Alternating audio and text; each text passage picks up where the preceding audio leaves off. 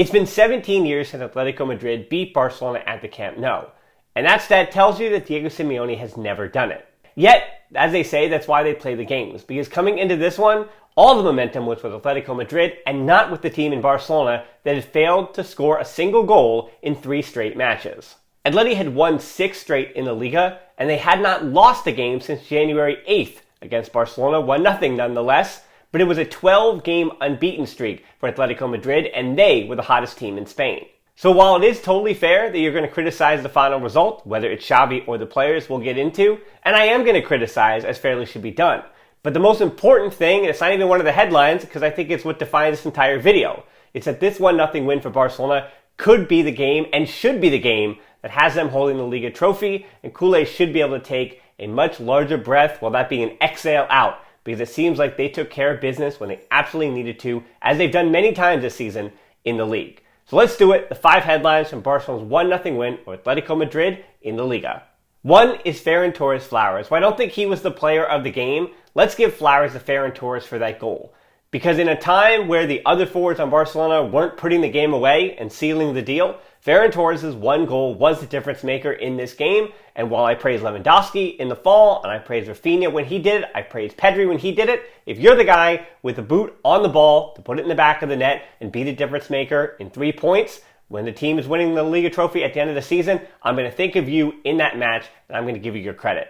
Now, it wasn't all Ferran Torres, because the other guy I want to give a lot of credit to on this goal is Araujo. And I do sometimes still criticize his decision-making on the ball, and the fact that when other teams of the elite variety decide to press him and leave him be the wide-open man that needs to beat the opposition with his feet, there are times when he can't do it at the elite level.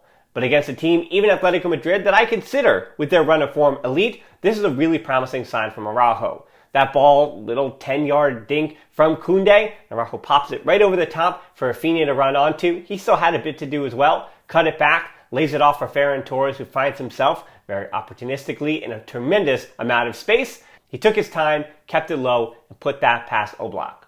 And it wasn't Ferran Torres' only good moment in this game. Barcelona started the second half, I thought, rather well, with a better move in possession against that 5-3-2. Raphinha, inside slightly, poked it over to Ferran for the long shot.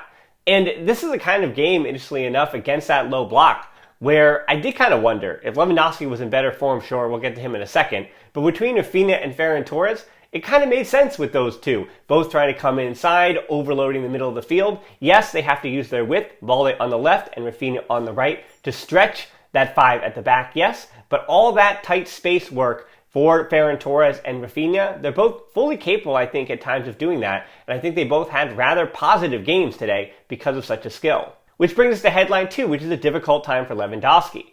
There are people that do deserve a bit of criticism in this game, and Lewandowski is number 1 of all. As I've said before, with Ferran Torres and Ansu Fati and Raphinha, and even Gabi and Koundé, throughout the course of an entire season, all the players, even the best players for Barcelona, have deserved criticism, because not every result has gone their way. And there are also times, and especially on the podcast, I find myself defending or sticking up for each and every player in this squad. I don't think with a single exception. And so with Lewandowski, I've defended him at times, and I even mentioned 2 weeks ago about that back injury, that it might be worse than we think it is. But there's also a limit to the excuse for the back injury, because Xavi chose to play him 90 full minutes again. He never takes him off the field because structurally he is Barcelona's only center forward, and Xavi feels like his position, whether or not Lewandowski is fit enough to do it, should be on the field at all times. So if he's clearly fit to go 90, and Jong, who still didn't have his legs after his injury, could only go 78, well again, then I have to say, we're going to give you criticism where it's deserved in Lewandowski. Because it was all out of sorts for him today. Whether it was way too many touches before he got himself into a position to shoot, both he and Gabi had an awful time receiving in tight space. And even Lewandowski's movement, I think, was frustrating to me. As I had said, it was a better start to Barcelona's second half because you finally saw multiple players running in behind, and not just Balde and Raphinha out wide, or an ambitious attempt at Lewandowski running into limited space in the left half space where the ball really never came. Finally, Barcelona was stretching out the opposition quite a bit, and they were making those hard runs in behind, and Lewandowski was prospering for that. But as I said, he didn't prosper at all in this game because he took way too many touches. And I think what is completely inexcusable is in the 76th minute, with Raphinha wide open. Now, maybe Lewandowski was offside and it didn't matter, but the fact that he took that shot on goal, didn't score it, yeah, I mean, if he scored it, sure, but the fact that Raphinha was wide open on that centering pass Not all of Raphinha's histrionics are merited this season, but those and any frustration he has with Lewandowski certainly are. It was a selfish move, and it's what kept that game in the balance when it should not have been. But as you're kind of hearing, it's not just Lewandowski, and systemically, Atlético Madrid, of course, were going to make it difficult for Barcelona, and the reasons why they did that was playing in that 5-3-2. Barcelona were way too slow in the first half with their speed of the ball circulation. De Jong and Busquets being asked to do quite a bit, and a bit too much for Busquets in particular. Totally unnecessary yellow card for him 11 minutes into the second half, meaning he'll be missing the next match, which I think might actually be a good thing for him with a midweek game against Rayo, because I think a lot of the things that Atletico Madrid do, Rayo do to a very similar degree, maybe just a little bit less. And if Busquets was having trouble in this game with what Atletico Madrid was doing, logic would say that maybe it's good that you kind of get a different idea in there, especially with De Jong fit again.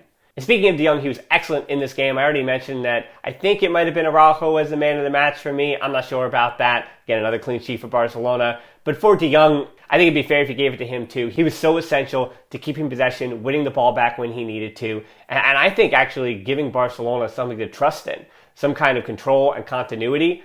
And De Jong, to see him come back as well as he did, is a really positive sign. But I think we're going to need another headline to talk about Ter Stegen. Because headline number 3 is Griezmann made Culers sweat. Antoine Griezmann was probably actually the man of the match in this game. From the first minute, hitting that crossbar all the way to the 90th minute, it felt like if a goal came from Atletico Madrid boot, it was going to come from Antoine Griezmann. Just sensational from him in this match. And particularly that shot that had to be stopped by Ter Stegen going down to his right. Ter Stegen now, by the way, has equaled Claudio Bravo's clean sheet record of 23 games in a single Liga season. And he's going to wind up, regardless of all the Real Madrid goalkeepers and Barcelona goalkeepers of the past, I think that's going to be Marc-Andre Ter Stegen's record, of course, because there was just 9 games remaining, and I think that Barcelona are probably going to get at least one more clean sheet in that time. And this was clearly on purpose to get Antoine Griezmann in those spots. He usually does. I've been watching La Liga this season, and he finds those against some of the better left-footed center backs in the Liga. But against Marcos Alonso, that was clearly part of the game plan. For on the counter, Antoine Griezmann, just attack him. Go right at him, and even if he stands you up and you can't get past him, you created some space, create some kind of numerical overload on the left when Balde was upfield, and that means Alonso is in 2v1 situations or 1v1 situations with Griezmann, neither of which he could handle, and he picked up an early yellow, which fortunately for him, he didn't pick up a second. The weird thing about Griezmann, though, is that he has no goals in 13 games as a visiting player at the Camp Nou. Just a weird stat, a weird albatross, and I don't know if that got better or worse when he was already in their uniform and he's now out of it. And I guess I'm not totally being fair to all the Atleti players, because if it wasn't Griezmann, I think it would have been Yannick Carrasco, who, did it feel like a little bit of a tryout? Maybe. He looked dangerous for Atletico Madrid, sure. He did a number on Joel Koundé, but, where would you put him? Does he take the place of Balde on the right? Maybe he's a left winger? Is he fine with just being a rotation piece, the in theory backup to Balde? I'm not sure about any of those, and not knowing that answer makes me feel like 20 million euros is just a bit too much for Carrasco, even seeing the kind of performance he can put in. And the performance he had today was generally the one that he gives you game in and game out. It was much quieter from Griezmann in the second half until Ter Stegen had to save one again, and it was right on the doorstep from a feed from Morata, but fortunately, as I mentioned, Ter Stegen has been so important in the Liga, and I really got to think about it, especially in this match. It was a microcosm of everything. Lewandowski doesn't get a goal, but he did score all those goals that make him the man of the season in the Liga for Barcelona.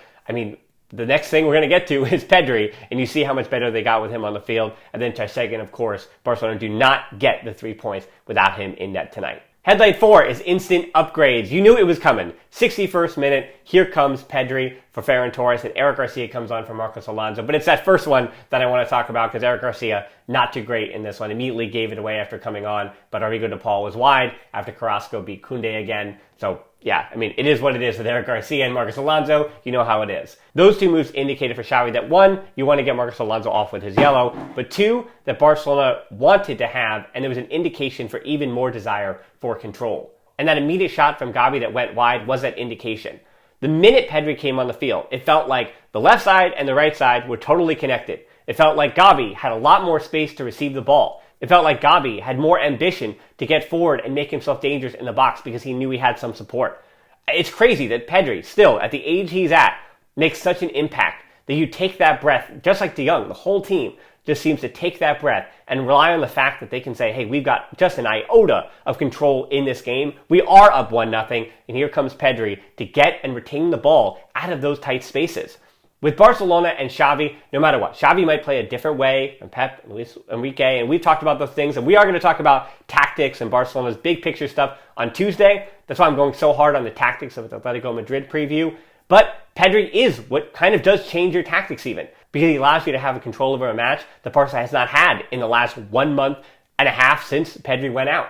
They went back to feeling like Barcelona when he came on the field. There was plenty of extra chances, and why we're criticizing the forwards at the end of this match, because Pedri came on and Barcelona took that step forward and looked like the better team. Lewandowski started looking better, setting up Raphinha for a tap-in when the ball bounced up on him. And it was right before the Gavi missed chance as well that was right on the doorstep. Barcelona should have scored more goals, but that's a good thing to me, honestly. The fact that they're creating chances, that means that Xavi's got his system back because he's got his players back. The freedom that Pedri and De Jong have in this system cannot be replaced, because many who've been on my show, including the purists and others, have also mentioned many times the Xavi system does dictate that certain players rise to the occasion, that they have the freedom to positionally understand where they need to be and how they work together in those triangles. And the better the player, the more success you're going to have and the more opportunities you create. It seems obvious, but as we've seen in the last month, it's not always a given, and Pedri and De Jong are necessary. Headline 5 is Lamine Yamal on the bench. We did not see the 15-year-old today, and that's okay. I can't believe he even made the bench. As I mentioned, I thought he would have his preseason debut in some kind of low-level, third-tier or fourth-tier Catalan side in the preseason before they go on whatever big tour they're planning over the summertime. But just to have him on the bench is a clear indication. With his contract up in 2024, his agent as Jorge Mendes, you know that Barcelona is already trying to make sure that they keep this talent. And it is interesting over the last few seasons that Illas Comas and Lamine Yamal, they're 2 years apart. But as I mentioned on the last podcast, I went on a whole thing explaining why Illas Comas is probably going to Leeds United and the progress that he hasn't made. Clearly the club has seen Lamine Yamal, and they've seen enough to know that they want to lock him down for the long term and have him in their first team as soon as possible. And obviously it makes total sense that with 9 games remaining, he'll likely get his chance to make his debut, being the youngest debut in history for Barcelona. But to have him not in this match, again, that made all the sense in the world. You can actually blame Lewandowski and Raphinha and Gavi for having him not on the field because, again, this game, probably could have been 4-1 or 3-1 or 5-1 for Barcelona. But because the big dogs and the adults couldn't finish, well, adults, Gavi, you get the point. But because those guys couldn't finish, Lamine Yamal is going to have to wait for his debut, which, again, totally fair. And when I did hear that he would be the first 15-year-old debuting for Barcelona, that didn't sound right. And so I do want to throw out there that I was correct, but he is still the youngest. So that stat would be right, regardless of whether or not he debuts now, that being on Wednesday, or throughout the rest of this season, because he does not turn 16 until July. Armand Martinez Sagi was 15 years and 11 months when he debuted in 1922, 6 months younger than Paulinho Alcantara when he debuted in 1913. At 16 years and 9 months, we rounded off the top 4 with Vicente Martinez and Ansu Fati. And a wild stat of players 5 through 11 on the list, they either debuted in the 1920s or in the 21st century. That's just such a weird thing, but it tells you where the club has been at different parts in their history. That the academy has been bolstered and became what it did really in the 21st century. And then back in the 1920s, Barcelona were still on the up. They were still becoming a club, and they were looking for any kid in Catalonia who knew how to kick a ball at a good rate. Boyan, Gavi, Marc Iniesta, and Messi were the 21st century guys, by the way.